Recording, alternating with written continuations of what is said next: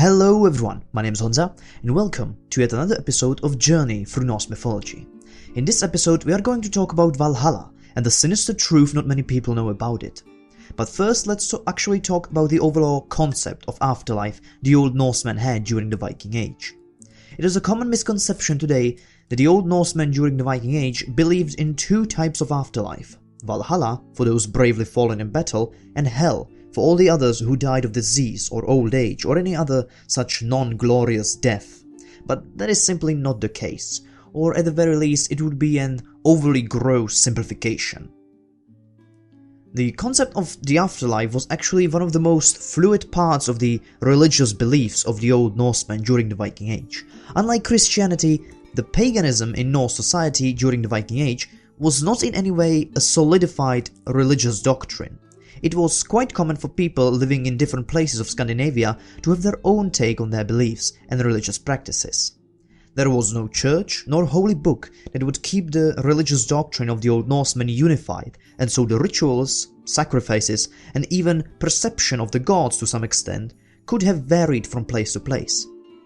And nowhere is that more obvious than in the actual myths themselves.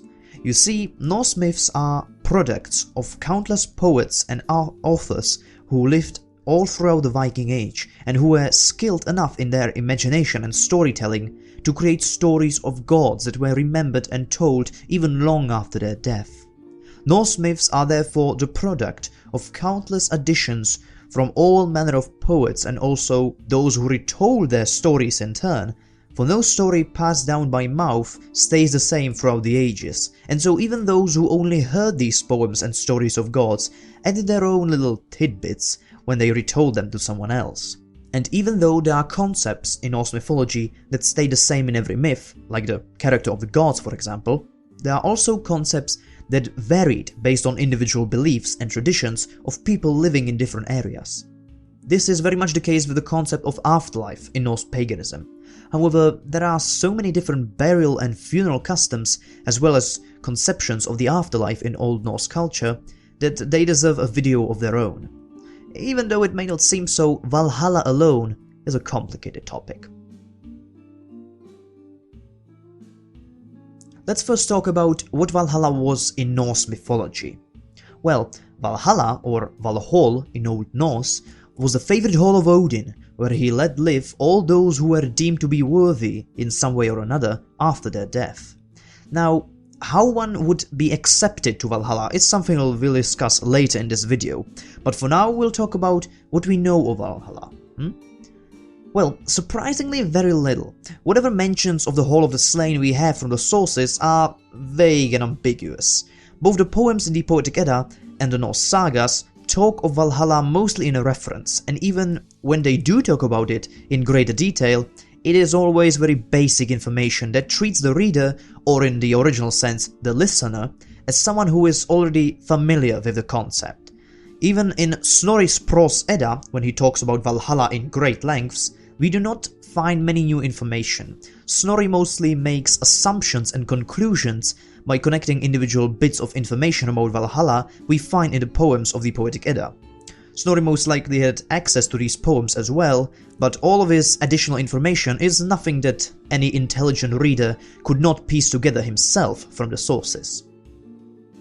So now let's look at some verses from the Poetic Edda, from the poem Grimnismal, where Odin himself will describe Valhalla. Quote, "A fifth land is Gladsheim, where gold-bright wide Valhalla stands. That is where Odin chooses from the men killed by weapons every day." End quote. In this stanza, Odin tells us where Valhalla is located. Gladsheim is a plain or part of Asgard where Valhalla is built. Furthermore, he describes how it looks. Quote, "Valhalla is easily recognized if one comes to see it. The hall is held up by spear shafts, and it is roofed by shields. Chainmail is on the benches.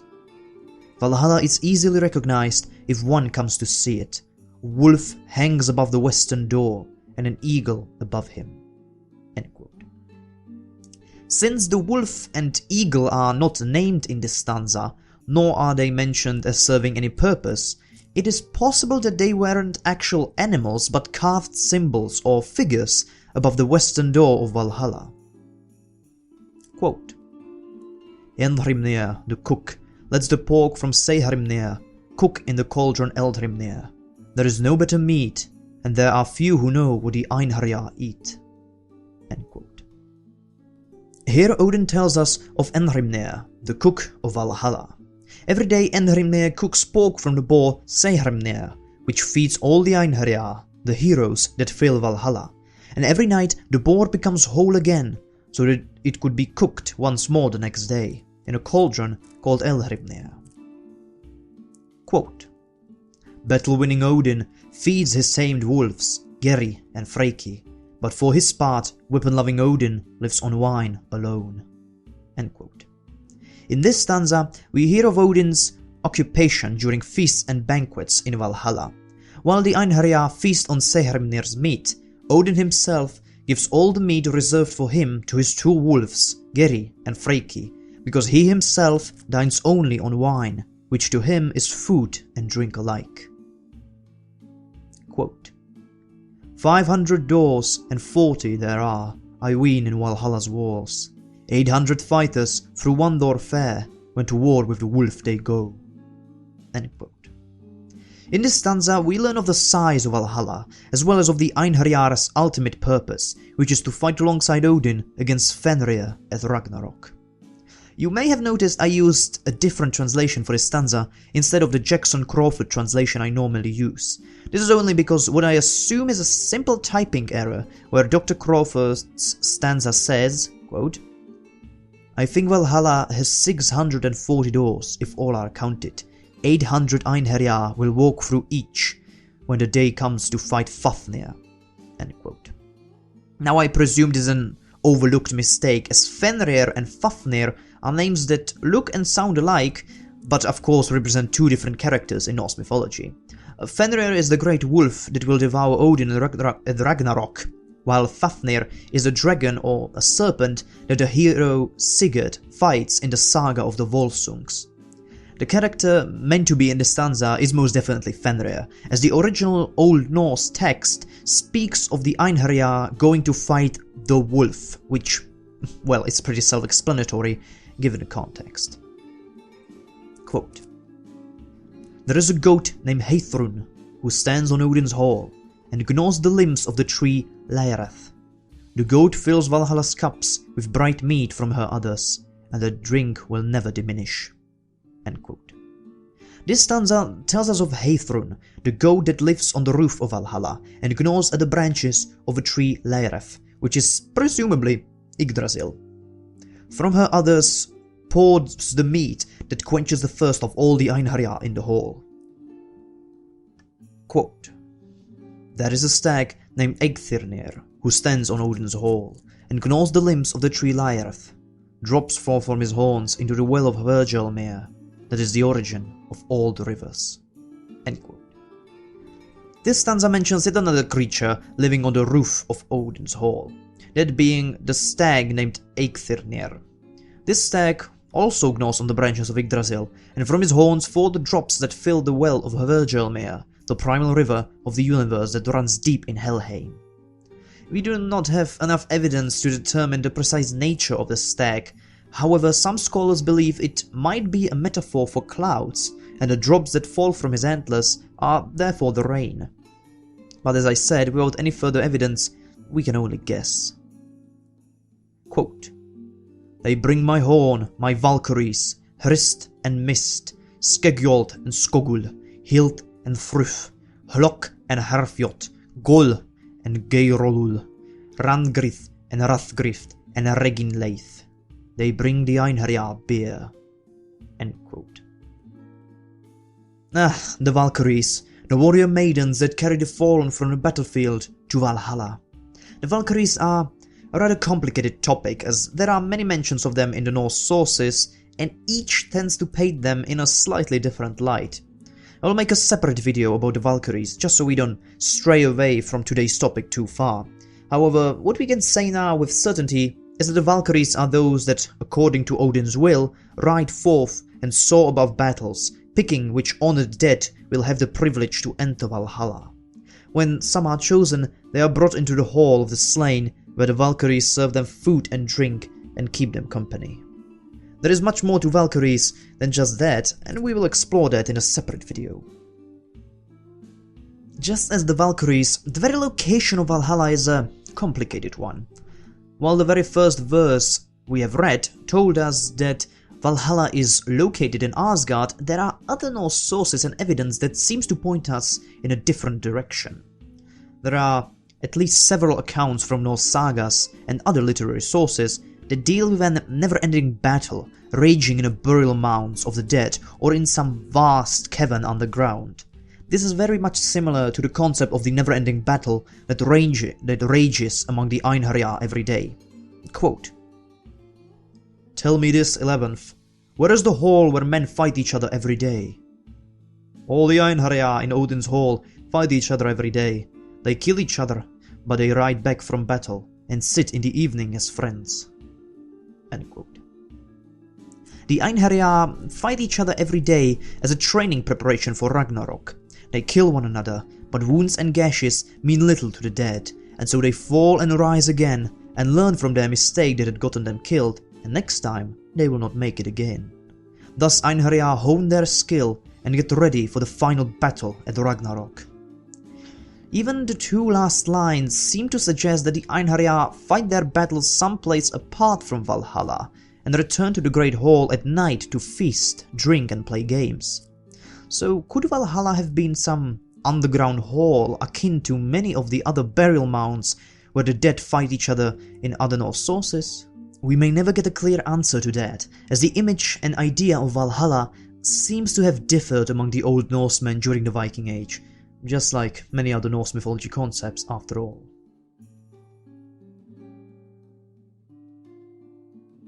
Now that we have talked about what Valhalla was, let's talk about how one gained entry there.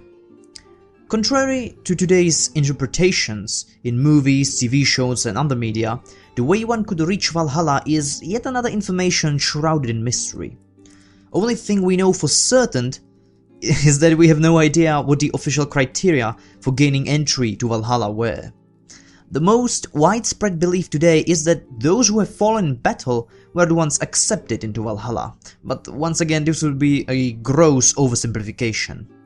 Not only was this but one of many possible ways we know of one could reach Valhalla, but it is also far more complicated than that. Believe it or not, we have only one account in the Norse mythology sources that claims a precise way of how one could gain entry into Valhalla. This statement comes from Snorri's Prose Edda. Quote, "Odin is called Allfather, for he is the father of all the gods. He is also called Wolfather, for all who fall in fight are his chosen sons. For them he prepares Valhall and Vingolf, where they are called Einherjar." End quote. Here Snorri quite clearly states that all those who fall in battle are chosen by Odin as his adopted sons and gained entry to Valhalla. This particular statement is not backed by any other evidence in our other sources. Are there accounts of fallen warriors that we know of that were accepted into Valhalla? Yes, of course. However, nowhere is it stated that dying in battle was an automatic ticket to the Hall of the Slain. This is most definitely one of Snorri's attempts at giving Norse myths and traditions order and structure, but not only did he fail to back his statement that is surely of his own making, but what more, he even contradicts his own words in a later passage in his Edda. In this passage, Snorri, like many other times, draws on the information from the poems in the Poetic Edda.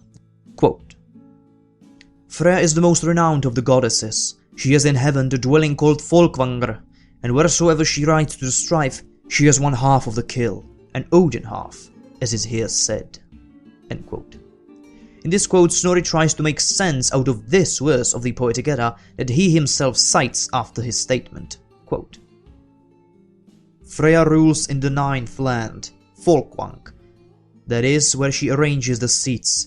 She chooses half the dead who die in battle, and Odin takes the other half." End quote. This stanza is quite the enigma. Nowhere else is anything explained about Freya's claim over half the dead that fall in battle, nor why or how is it decided she will have them. If we look at Snorri's interpretation, however, we can see he once again tries to make sense of it by claiming that whenever Freya rides into battle, she has claimed over half the fallen. This is such a vague and safe statement, not even supported by any further evidence. The fact that he merely paraphrases the verse from the Poetic Edda, quotes it, and then moves on, suggests that Snorri didn't know anything more about this verse than we know today, and so we can once again list this as one of his attempts at trying to fill in the gaps and solve the mysteries of the Norse myths. This only leaves us with the certainty that we can take his claim about all the fallen in battle being accepted into Valhalla at face value, and so instead we must look to the various individual cases from Norse myths and sagas to try and find out how one gained entry to the Hall of the Slain. The first case we'll look at is from the saga of Ragnar Lothbrok. And yes, for those who are wondering, the TV show Vikings is indeed loosely based on an actual real Norse saga, which is based on a real-life character. Of course, there are elements in the saga that are inherently supernatural, but it is to be expected from a glorifying story of a Norse hero. The real-life Ragnar Lothbrok is a figure that is shrouded in mystery, and the only accounts we have of him are from his sons, which at least tells us that there once was a Viking warlord whose accomplishments later gave birth to his larger-than-life saga. We are not here to talk about Ragnar, however, but rather about the way he died. Even the watchers of the show will know about Ragnar's speech he made before his death, and this speech is directly taken from the Norse saga about him. The saga of Ragnar Lothbrok ends with him being captured by his enemy, King Eila of Northumbria, and thrown into a pit filled with poisonous snakes. As he lies there, dying, he utters, among others, these few final verses. Quote, "It gladdens me ever to know that Odin makes ready the benches for a banquet. Soon we shall be drinking the ale from the curved horns. The champion who comes to Valhalla does not lament his death. I shall not come into Odin's hall with words of fear upon my lips. The Aesir will welcome me. My death comes without lamenting. I'm eager to depart. The Valkyries summon me home, they whom Odin has sent to me from the halls of the Lord of the Slain. Gladly shall I drink ale in the high seat with the Aesir. The days of my life are ended.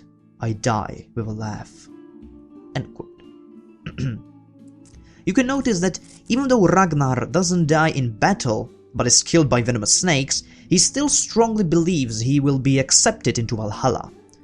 Could this be thought of as veneration for his glorious deeds in life? Or perhaps because his death represented some kind of symbolic sacrifice, one willing to accept death much like Odin did when he hanged from Yggdrasil? Perhaps the former, perhaps the latter, or perhaps neither of these two. We get no clarification as to why Ragnar was accepted into Valhalla, and so the only information we take away from this is that you did not have to die in battle to have been chosen to go into Valhalla. Let's look at yet another instance where someone who didn't die in battle could be accepted into the Hall of the Slain.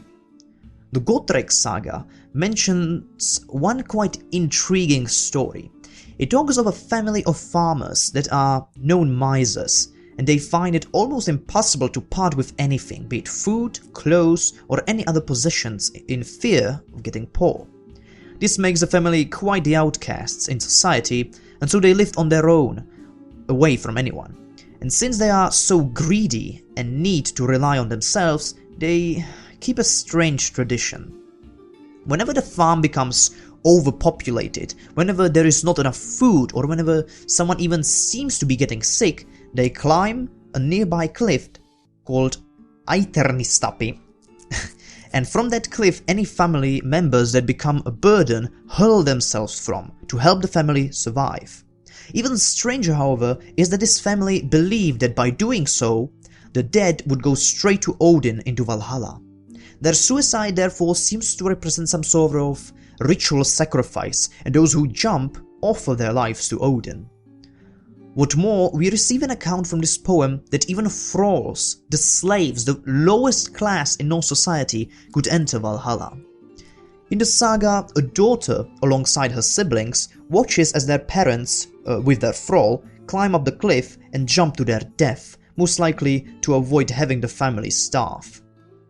the daughter comments on the fact that the thrall sacrificed himself alongside her father, his master, and says the following, quote, "He used to enjoy happiness in his master's company. My father is quite sure that Odin will not come out to meet the thrall unless he is in his company."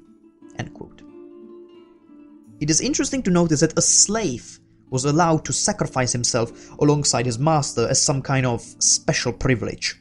However, it has to be noted that this is one of the later sagas, and so the scholars argue that this whole jumping from a cliff tradition may have been some misunderstood echo of a much older ritual that got rekindled. Therefore, we cannot be sure if this was a reliable established practice or some newly established tradition inspired by some tales of old. But if this tradition or ritual sacrifice was in some way implemented at some point in time, it would seem that Valhalla was not heaven just for warriors. However, its main purpose was to hold Odin's armies, and the next example of how to enter Valhalla we'll look at is the most well known, that is, being accepted there after dying in battle. A skaldic poem Eiríksmál talks about King Erik Haraldsson, also called Erik Bloodaxe, who ruled in Norway during the 10th century. The poem is fairly short and takes place in Valhalla, where Odin sees to that everything is ready for King Erik's arrival. Quote, "What kind of dream is it in which just before daybreak I thought I cleared Valhall for coming of slain men? I roused the Einherjar, bade the Valkyries to rise up, to strew the benches and clear the flagons, wine to carry as for a king's coming. I expect heroes coming from the world, a certain great ones, so glad is my heart." "What thunders here?" said Bragi, "like 1,000 stirring, or to mightier multitude. All the benches are creaking as if Balder is coming back to the halls of Odin." "Words of folly speak not, wise Bragi, when you well know the truth. It resounds for Eirik, who will be coming here, the king to the halls of Odin. Sigmundr, Sinfjoti, rise up speedily and go to greet the ruler. Invite him in, if Eirik it be. Him I now expect to see." "Why do you expect Eirik more than any other ruler?" "Because many lands with his sword he has reddened, and a bloodied braid carried." "Why take away his victory, since valiant you fought him?" "For the future is uncertain. You never know when the grey wolf will come to the dwelling of the gods." "Hail to you, Eirik! Here you shall be welcome, and enter the hall, brave hero. This I will ask you, what lords come with you from the clashing of blades?" "Kings there are 5. I tell you the names of all. I myself am the 6th. End quote. From this poem, we can see the main purpose of Valhalla, that is to be filled with warriors that will fight alongside Odin against the wolf Fenrir when Ragnarok comes. King Eirik, as Odin himself says, is admitted into the Hall of the Slain for his great deeds upon the field of battle, and Odin is eager to have such a renowned warrior and commander in his army. We'll look back to this poem when we'll discuss the sinister truth about Valhalla later in this video. For now, we can look to our last example of non-warrior-like death that could get one into Valhalla. This one might actually be quite a unique case, but still worth looking into. The Eiríksmál poem we've just read mentions a character named Bragi. Bragi is the great poet of Valhalla, a bard that entertains the Einherjar and sings of their tales of valor and triumph. However, Bragi was an actual real-life bard named Bragi Boddason, who lived in Norway during the 9th century. His poems were so beautiful and legendary that after his death, later generations imagined him as being chosen by Odin to enter Valhalla.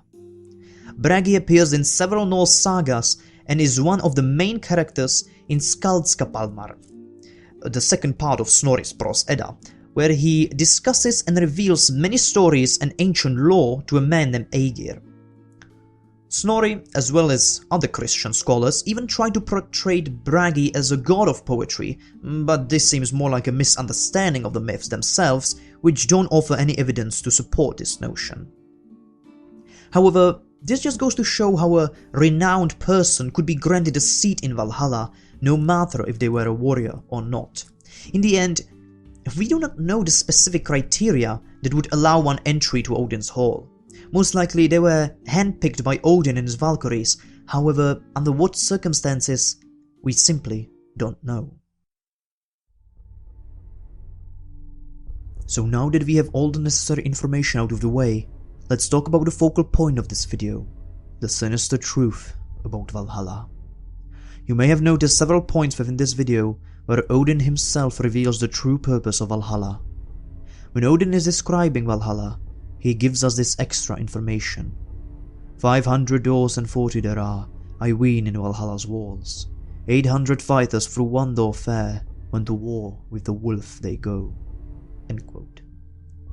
Similarly, in the poem about King Eric, Odin is asked by one of the Einherjar why does he look forward to Eric's coming so much.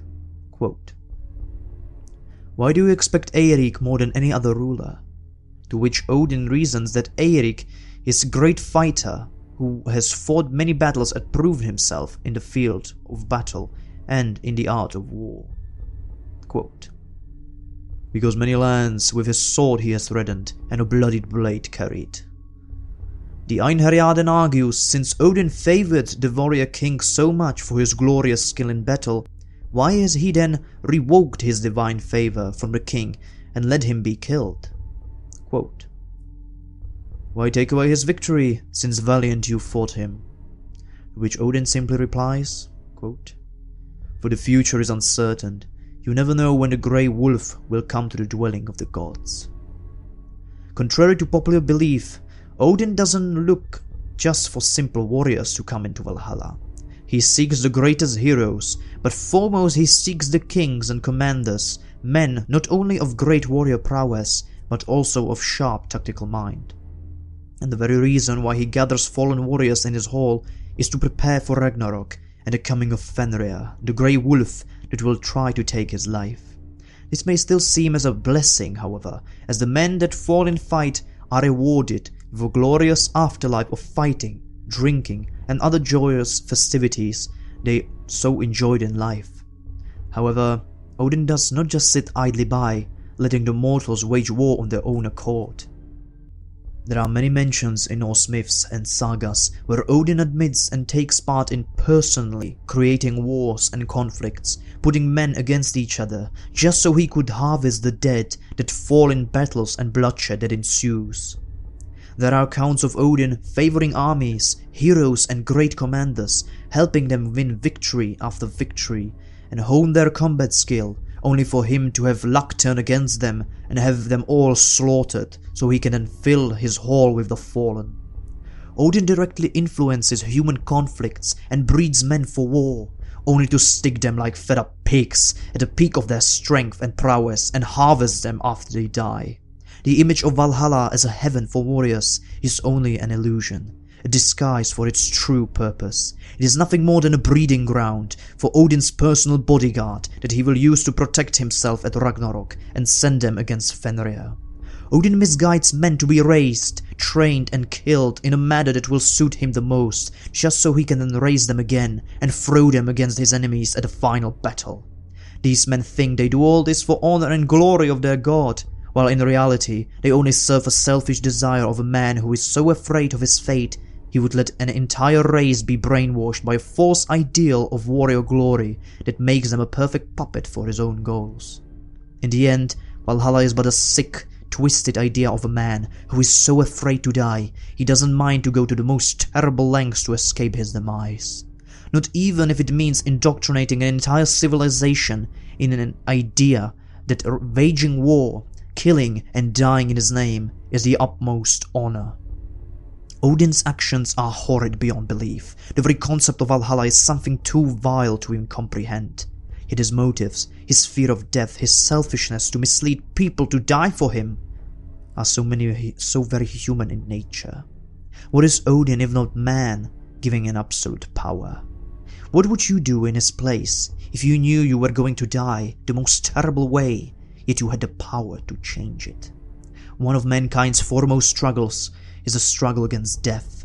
We fear the unknown that awaits us at the end of the road, and we try to deny our hopelessness by worshipping gods and venerating religion in an attempt to escape the harsh reality. Yet to what does a god pray? What escape is there for him? Where does he find the false comfort we do in worship? Gods are the masks beneath which we see our own faces, and nowhere is it more true than with Odin. His struggle against death, his selfishness to use others for his goals is so human in nature. Odin may be a god, but his motives, fears and emotions, even though they may not be something we are proud of, are still fundamentally human.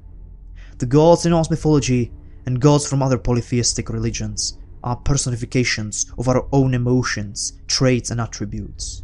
Just as Odin is the inquisitive nature of mankind and its fear and struggle against death, Balder is the love and kindness that dwells within us all, and Loki is the jealousy and envy and hatred that lurks within the hearts of men. Even though they are divine beings, they are just as human as any of us, in one way or another. I hope I have left you with something to think about, because this would be all for today, and I bid you all farewell until next time.